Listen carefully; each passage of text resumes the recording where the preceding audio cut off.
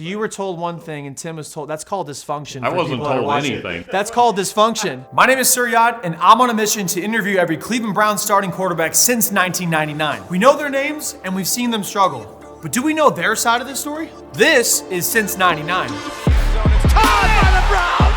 The Cleveland Browns have won the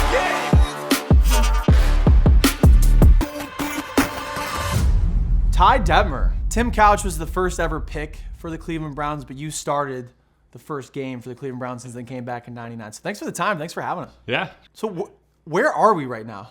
We are in South Texas, kind of the middle of nowhere between Freer and San Diego, Texas. So middle of nowhere on the ranch, and you guys made it. So we did, thank God, we made it. And yeah, there wasn't an address. You gave us coordinates to get here, so it worked out really well. So what goes on here? What do you do here? So we do a lot of hunting. My parents raised longhorns, and they had a few longhorns on here also. But my dad passed away a couple years ago, so we're whittling those down. We brought this bazooka, Fortnite bazooka. Look at that. Yeah, and that could do some damage out here.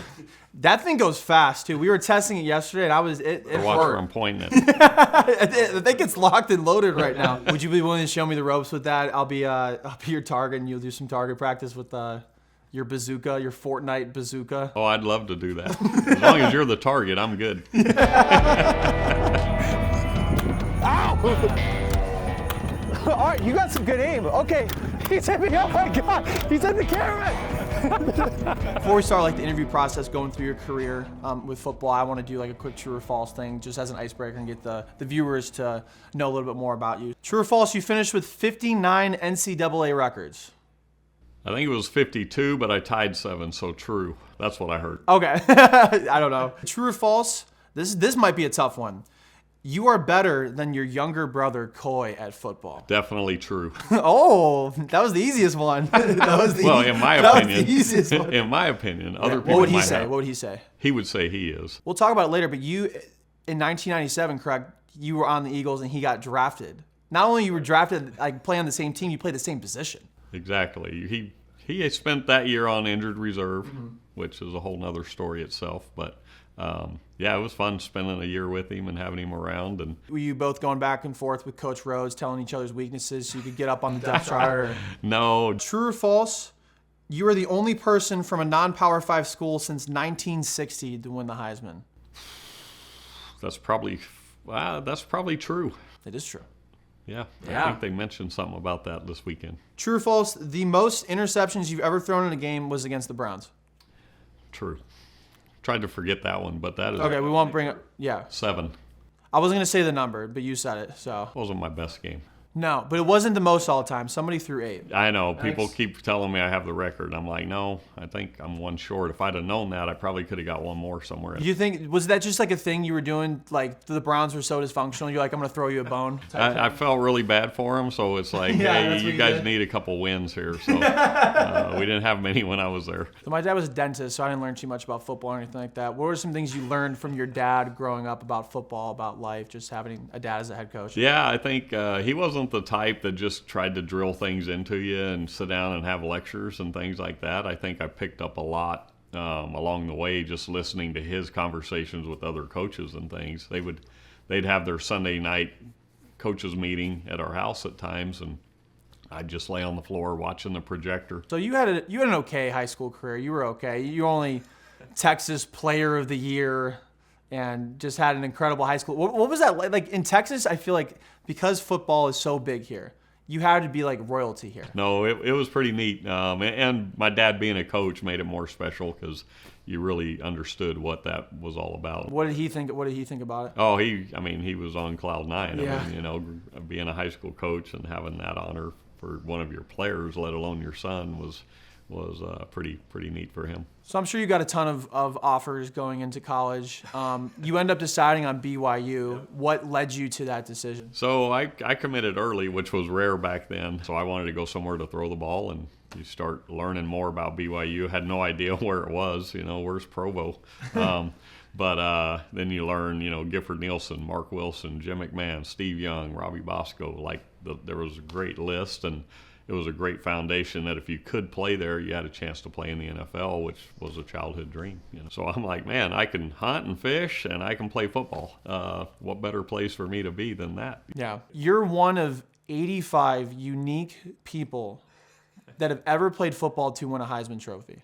You had one of the greatest college football careers that anybody could ever have. You were on stage this weekend behind Caleb Williams. You got a lot of good TV time right behind, looking good back there. What was it like playing and winning like the most coveted trophy in all of college football? There was opportunity there, and for me, I feel like I was the right place, the right time. We had the right schedule. We beat number 1 ranked Miami in 1990, my junior year. Number 1 Miami, which for reference for people, Eli Manning said it too. That's like beating Alabama today, or like that's like beating Georgia today. Right. They were the team of the 80s and early 90s for sure. For my mom and dad, growing up, Texas high school football, and I watched Earl Campbell win the Heisman Trophy at UT, and I was a Longhorn fan at the time, and then all of a sudden for that to happen to me, it was pretty neat. For everybody, look up Ty Detmer's highlights. He got an impressive highlight tape on YouTube, so check that one out. So 52 records, 59 if you include the ties, all the trophies you won, all the accolades. What a lot of people don't know about you right now, though, is you're still winning awards, and I've actually been asked to present you with another award. I'm proud to present to you the award for, and we had to make sure that this was like an official award, World's Greatest Ty Detmer that owns a hunting ranch in Texas. Look at that. Yeah. Wow. That's pretty special. We can give you a few minutes with it, because that's probably... I'm going to have to hang that somewhere in here. Yeah, we might have to move a couple of these things. Congratulations on winning that award. Yeah. Thank you. So let's go into your NFL career. Back then, a lot of analysts on ESPN said that you're 6 foot, correct? So they said you were too short to play the quarterback position. What's funny is if you were coming out today, like a Baker Mayfield or a Kyler Murray, you could go number 1, like a Russell Wilson. It doesn't really matter as much. But back then, they didn't think you'd be able to play the quarterback position because you were 6 foot. You end up going to the Packers, I believe, in the 9th round of the 1992 draft. Yep. And that's when Brett Favre comes in. Here, with all the accolades, everything, all the awards you've won, and then finally getting your moment to go into the NFL, what was that like?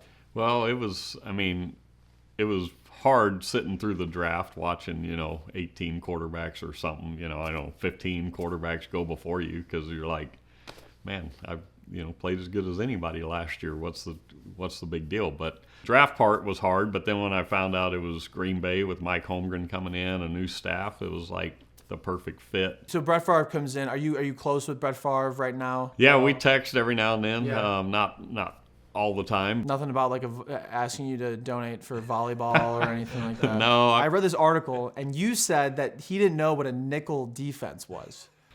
And he was dead serious. Oh, yeah. We're in protection meeting, probably middle of the season, and we would talk about, okay, their base blitzes and then their third down nickel blitzes, and then, kind of go through all those and protections against those. And he, one day he just looks over and he says, hey, what is nickel? And he joked around a lot. Yeah. So I'm like, are you serious? He's like, yeah. Like, when they say nickel, what does that mean? I'm like, well, it's five defensive backs. They take out a linebacker. And he was like, to his point, he was like, well, who the hell cares about that? 4 years of backing him up, and then you go to Philadelphia for a couple seasons. Yep, 2 years there. How was Philadelphia? How were the fans? They were true to their reputation. Yeah. It was when things are good, there's nobody better. When it's bad, there's probably nobody worse. And then obviously Coy comes in, and you guys are lying about each other's weaknesses, so you get up on the depth chart.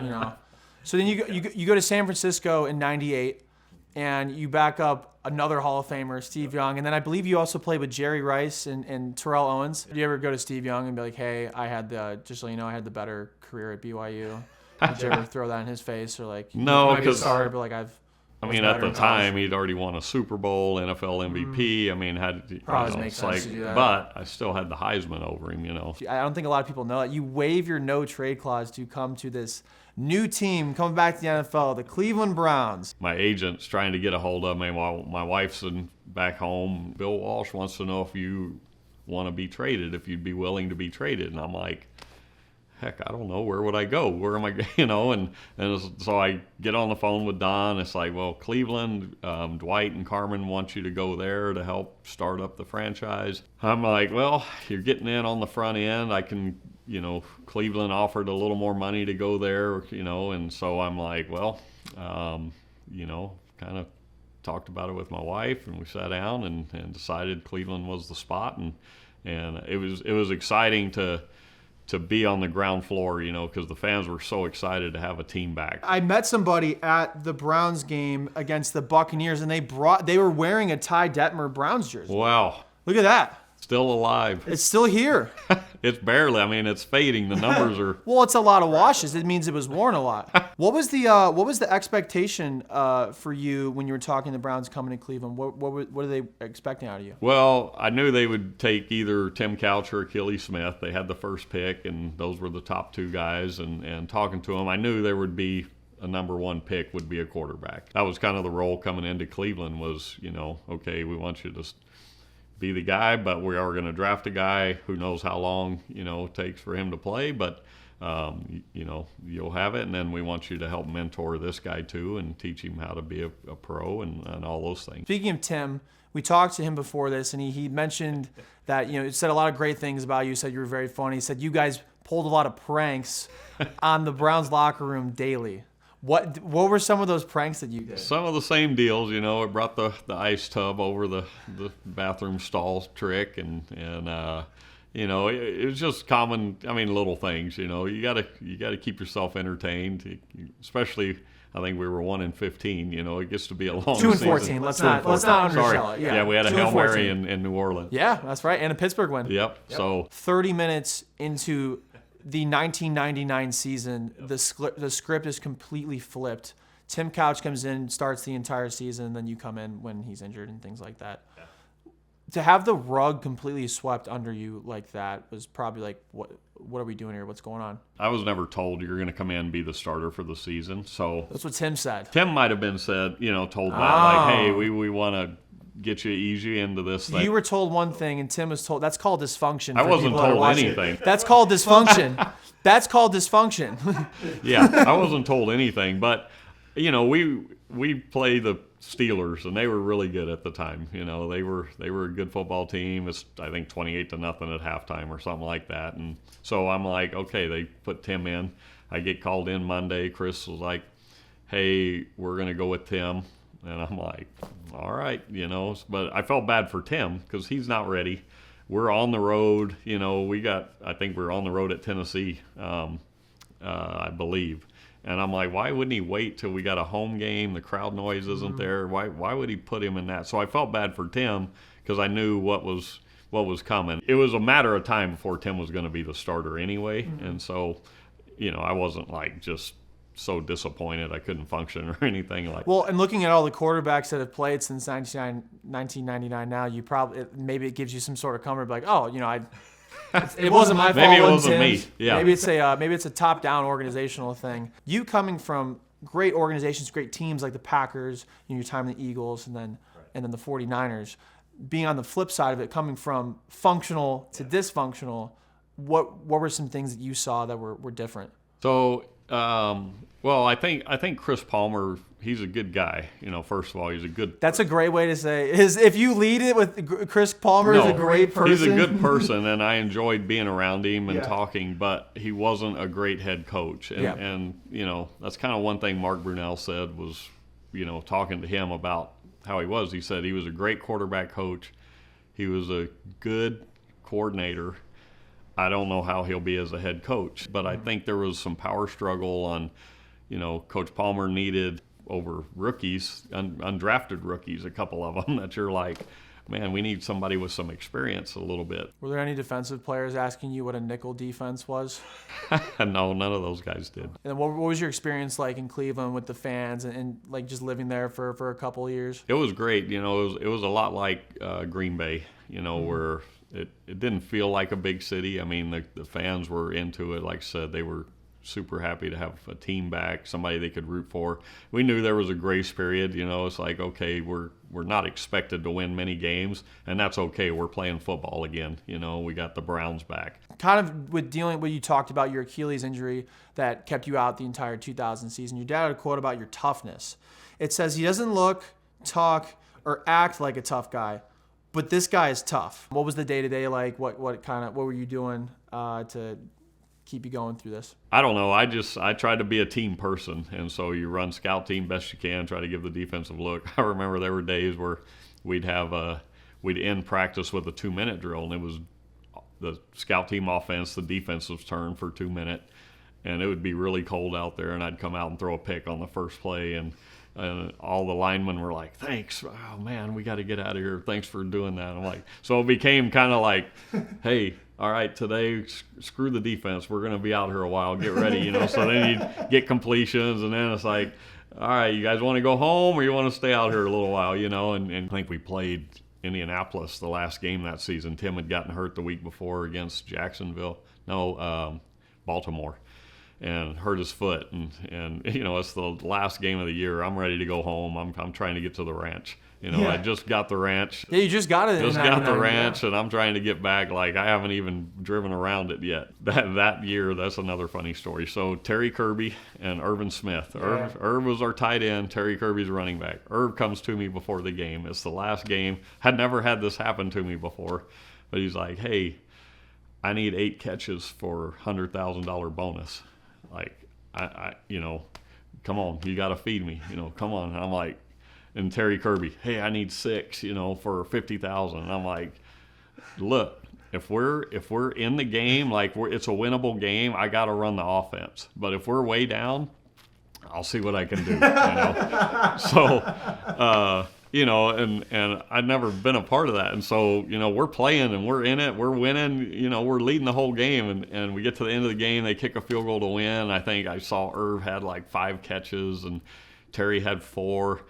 And I looked at the stat sheet and I was like, man, I go to Irv, I'm like, man, I'm sorry, I didn't get you. And he's like, I only needed 4, but I told you 8 to make sure I'd get 4. And Terry, the same thing. It was like, you guys are dogs, man. Why? That's not right. Here I'm worried about, like, at the end of the game, you didn't get your catches, and you did. And so, and they were all big smiles, like, so happy. And I'm like, screw you guys. You owe me then. Are you kidding me? I'd never been a part of that because the other teams I'd been on, we'd been in the playoffs. Or, we're playing to win every week. In Cleveland, it was like, we're playing for bonuses, I guess, this last week. That next year, you're in Detroit. Were you traded or just? So, I tore my Achilles the next year. I'm sorry, in 2000, out, 2001. And then, who was the coach that came in from Miami? Butch Davis. Butch Davis. Yeah. Butch comes in. I Bruce know. Arians comes in. He brings Kelly Holcomb with him from Indianapolis. Mm-hmm. So as a veteran guy, I'm like, well, I know what that means. Go through training camp and at the end of camp, Butch was kind of ruthless, man, because most teams, like, you would play your preseason game on Thursday, and they would have cuts, over the weekend. It was the final cut, and guys weren't in the building. Well, Butch, he's like, all right, we're meeting tomorrow, and everybody bring your playbooks. And so it was like he had you there, and the door's opening, and there's, the Grim Reaper. I don't remember who it was, but he's like, hey, I need to see so-and-so, bring your playbook.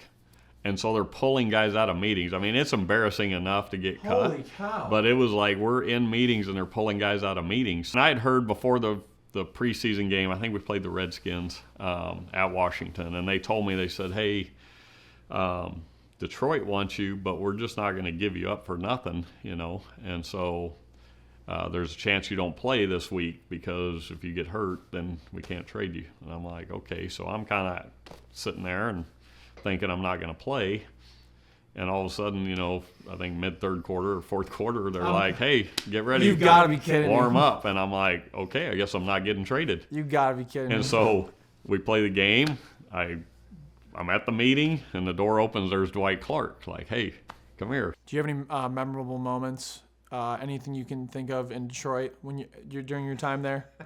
Well, I had the one game against Cleveland. Well, yeah, but we were not going to remember that one. We actually, I started the last game in the Silver Dome against the Cowboys, and I started that game. We beat the Cowboys in that game, so that was a good way to kind of make up for the whole Cleveland Brown debacle, Well, again, you did something nice, so we appreciated it. Yeah. Not that it necessarily helped because they couldn't even turn that into a positive, but I don't know. Did they go to the playoffs in 2001? 2002. So they kind of got there, Maybe you're the one that jump started. I sparked them a little. Appreciate that. Yeah. Thank you. You've been a part of some great teams and been the backup to some legendary quarterbacks like Steve Young, Brett Favre, Ty Detmer. No, I'm just kidding. Michael Vick. Michael Vick in Atlanta. I was just going to say that. Do you have a close relationship with Michael Vick or any communication? No, I mean, we got along pretty well. You guys talk about dogs at any point? No, no dogs on the ranch. So, no, we're good. I shouldn't have asked that question. I'm sorry. What is tougher, being a dad of 4 daughters or trying to learn the Cleveland Browns offense under head coach Chris Ballmer?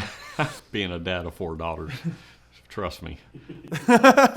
You went into coaching after, I don't know how long after, but you were a high school coach, and obviously you were offensive coordinator at BYU, and now you're athletic director and head coach. What's the most fun thing about being a coach and being a teacher of young men, as opposed to being that guy? You were that guy at one point, and now you're on the opposite side, being the teacher, being the leader. I think they keep you young. I think taught me how to do the gritty this year, so I got the gritty. Can we see a gritty? I don't know. It's not very good, but no. Because I'm not very good at it. I'm not good either. Yeah, that's about what I got. Yeah. You look a lot like I do. You have to do it. We travel from Cleveland. And this. You got to do this, right? Oh yeah, the eyes. Yeah. I'm about to get canceled because everyone's like, it's terrible. My dance moves are awful. Thanks so much. Appreciate it. Oh yeah. That was fun. Yep. Thanks for having us Glad here. You could make it.